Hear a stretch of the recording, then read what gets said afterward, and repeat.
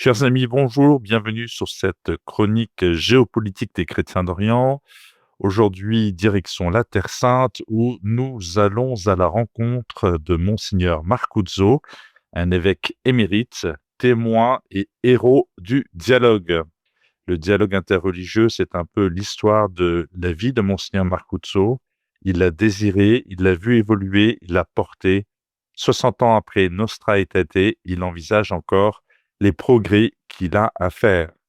Monseigneur Jacinto Boulos Marcuzzo est un prêtre comme on n'en fait plus, né en Italie en 1945, il y a 80 ans donc. Il a 15 ans quand il arrive en 1960 à Béjala, près de Bethléem, en Terre Sainte, alors sous domination jordanienne. Entré en Italie au petit séminaire de l'Institut missionnaire Saint-Pidis d'Oderzo, son départ précoce a pour but de se familiariser avec la culture du pays de mission auquel il est destiné, s'il poursuit jusqu'au sacerdoce. Le credo de l'Institut, inspiré par l'encyclique Maximum Illud de Benoît XV, est de décoloniser les missions et de favoriser l'inculturation des missionnaires. Ainsi, le jeune Jacinto apprend-il très jeune les us et coutumes du pays de Jésus, mais surtout ses langues, l'arabe qu'il maîtrisera au point d'en devenir professeur, et l'hébreu, avec en prime l'allemand, l'anglais et le français. Si ce n'est les 2 années qu'il passe à Rome pour se spécialiser en théologie dogmatique, Monseigneur Marcuzzo a vécu sans discontinuer en Terre Sainte. Consacré évêque en 1993, il prend pour devise 2 mots tirés de la lettre de Paul aux Éphésiens, solvens parietem, littéralement désagréger le mur. Un choix qui traduit une vocation et une histoire, 65 ans de vie en Terre Sainte comme témoin privilégié et acteur du dialogue interreligieux en Israël et en Palestine. À Béjala, en 1965, la déclaration Nostra Aetate est une surprise, mais aussi une choix. Elle pose de nouvelles bases pour le dialogue avec l'islam, une autre spécialité de Monseigneur Marcuzzo, qui a un doctorat de littérature arabe chrétienne, obtenu avec une thèse portant sur les relations entre chrétiens et musulmans au début du IXe siècle. Pourtant, se rappelle Monseigneur Marcuzzo, quand la déclaration de Nostra Aetate a été rendue publique, le dimanche suivant, des chrétiens de Béjala ont fermé la porte de l'église en signe de protestation. La raison ? La déclaration innocente les Juifs d'avoir commis la mort de Jésus.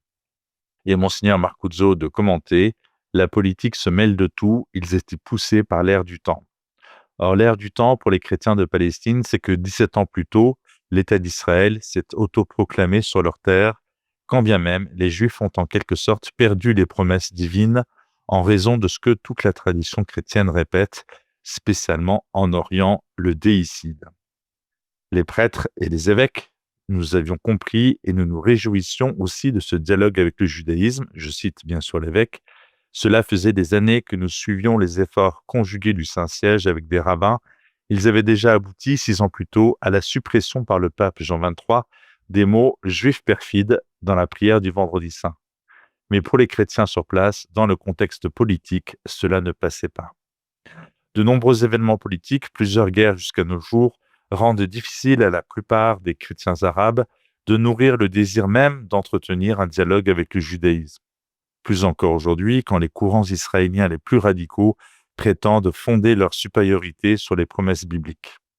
Malgré tout, Nostra Aetate fit son chemin dans la formation des prêtres, des fidèles, dans l'éducation des jeunes. Dans les relations avec l'islam, le discours de Ratisbonne du pape Benoît XVI en 2006 a été un moment difficile à passer.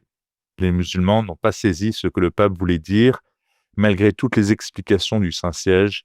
C'est avec la déclaration d'Abu Dhabi, signée par l'imam d'Al-Azhar, Ahmed El-Tayeb, et le pape François en 2019, que le monde musulman reprit confiance. Une déclaration dont Monseigneur Marcuzzo estime qu'elle aurait pu être plus théologique, quand bien même, il en convient, ce n'est pas la théologie qui sous-tend le dialogue avec l'islam dans la région, mais la fraternité, comme avec le judaïsme d'ailleurs, apprendre à vivre ensemble en se voulant du bien mutuellement. Après 60 ans de dialogue, Monseigneur Marcuzzo retient un axe de progrès. Pour dialoguer, il faut se mettre dans la peau de l'autre, apprendre à regarder les choses comme il les voit. Après toutes ces années, c'est moins dans la connaissance de la religion de l'autre qu'il faut investir nos efforts que dans notre capacité à voir les choses de sa perspective. Pas pour adopter complètement sa position, mais pour chercher les points de convergence avec la nôtre et les axes de rapprochement. Et puis, il faut aimer l'autre. Et quand nous rencontrons des difficultés, il faut pardonner, comme quoi ce n'est pas sorcier. Voilà, c'est tout pour cette semaine, chers amis. Nous nous retrouvons la semaine prochaine sur Radio Espérance.